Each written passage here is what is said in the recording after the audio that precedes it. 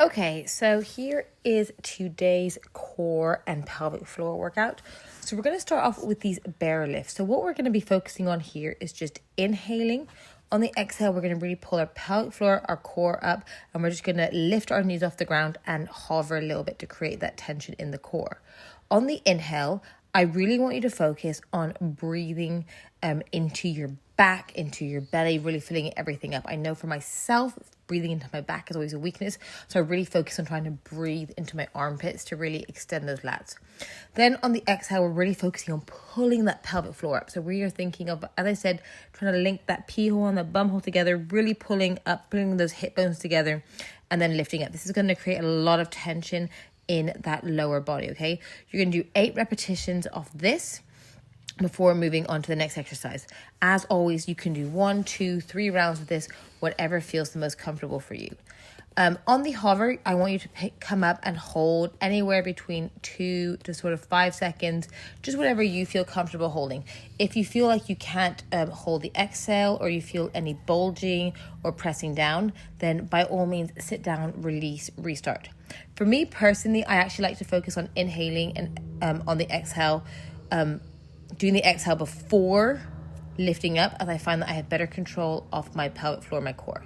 Now here we are moving on to bird dogs. So as you can see here, I'm lifting both arms and both legs off the floor. I really want you to only do this if you have full control over your core, but more importantly, that you are not shifting load on the opposite hip when you're doing the exercise, okay? So for me here, I'm keeping that inhale the same, really focusing on breathing into my lats, breathing into my core. Then I'm doing the exhale. I'm thinking of pelvic floor, lower core first, really building that tension in those lower abs before extending the arm and legs back and forth.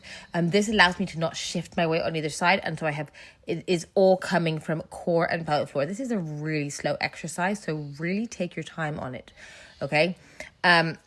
If you, as I said, are struggling and you are shifting, my first course of action would be keep your foot in contact with the floor and just do the hand going out. If you find that this is easy, then you can do the foot and keep the hand. And then before you progress to lifting them off the floor, I really want you to keep them both in contact with the floor as you extend the arm and the leg backwards, okay? And the other thing here that I really want you to focus on is not lifting that leg too high. People focus so hard on lifting that back leg, and all it does is create a higher chance of you overextending the back. Okay, and then after this, we are moving into our adductor work, okay? So this, you're going to cross your leg over, okay? Adductors I find to be a lot weaker in women, and as your pelvic floor weakens, the adductor can weaken with it, but also weak adductors can lead to a weaker pelvic floor, which is why we really need to focus on strengthening this. So for here, sat like this, you can rest your head down on your arm on the floor if that feels more comfortable for you. I really want to focus on the inhale while the leg is down on the floor. And then on the exhale, we are pulling that core, pulling that pelvic floor up and lifting the leg up, okay? So this is your pelvic floor muscles do attach into your adductor, or your adductor attaches up into sort of like your pubis and all that kind of stuff, which is why training your adductors is an integral part of like strengthening your overall pelvic floor. Obviously on this, you got to do both sides. So here I am coming to the other side, okay? Once again, focusing on that inhale, exhale, lifting that leg up, okay? For me, I actually strained one of my adductors during pregnancy, so that's why strengthening my adductors has been a very key focus of my programming going forward.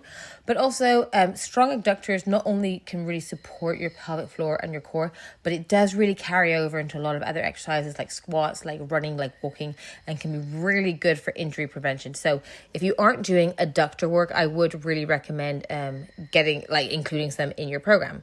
So as I said, just always focus inhale, exhale. On the exhale, we're thinking link pee hole and bum hole together, trying to squeeze into those jeans that are too small. You can focus on then after that pulling the belly button in and up towards your heart. I do personally like to leave that one. And that's all for today.